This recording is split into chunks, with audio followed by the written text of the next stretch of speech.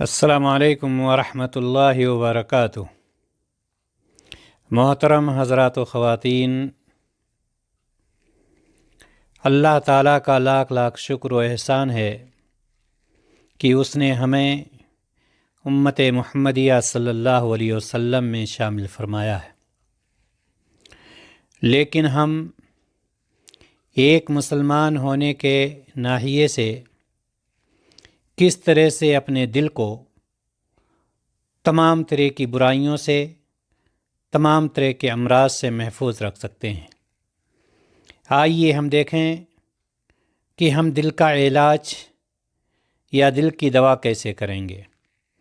کیا طریقہ بتلایا ہے ہمیں اور آپ کو شریعت اسلامیہ نے؟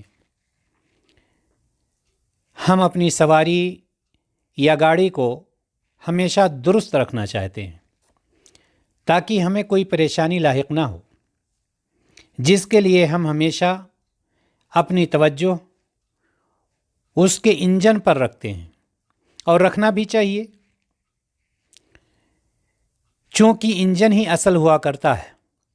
اسی طرح ہمارے جسم کے اعضاء میں سب سے اہم عضو دل ہے، جو بالکل انجن کی طرح ہے، جس کے بارے میں نبی کائنات جناب محمد رسول اللہ صلی اللہ علیہ وسلم نے فرمایا، سن لو، جسم میں گوشت کا ایک لوتھڑا ایسا ہے کہ اگر وہ درست ہو تو پورا بدن درست رہتا ہے، اور اگر اس میں کوئی خرابی آ جائے تو پورے بدن میں خرابی آ جاتی ہے، اور وہ دل ہے۔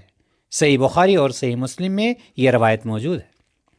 دل کو تمام امراض سے محفوظ رکھنے کے لیے بہترین دوا ذکر الہی ہے۔ یہ دل کے لیے شفا کا ذریعہ ہے۔ لیکن دل میں مرض کیسے پیدا ہوتا ہے یا بیماری کیسے آتی ہے، یہ چیز ہمیں جان لینا ضروری ہے۔ یاد رکھیں، جب دل ذکر الہی سے غافل ہو جاتا ہے، اللہ تعالیٰ کے ذکر کو کرنا چھوڑ دیتا ہے، تو امراض اور بیماریاں اس کو گھیر لیتی ہیں، بہت ساری بیماریاں اس میں پیدا ہو جاتی ہیں۔ لہٰذا ہم ذکر الہی کا اہتمام کریں، اللہ تبارک و تعالیٰ کا زیادہ سے زیادہ ذکر کریں، اور اپنی زبان کو ذکر الہی سے تر رکھیں، تاکہ ہمارا دل تمام بیماریوں اور امراض سے محفوظ رہے۔ اللہ تعالیٰ ہمیں ذاکرین اور شاکرین میں سے بنائے، آمین۔ السلام علیکم ورحمۃ اللہ وبرکاتہ۔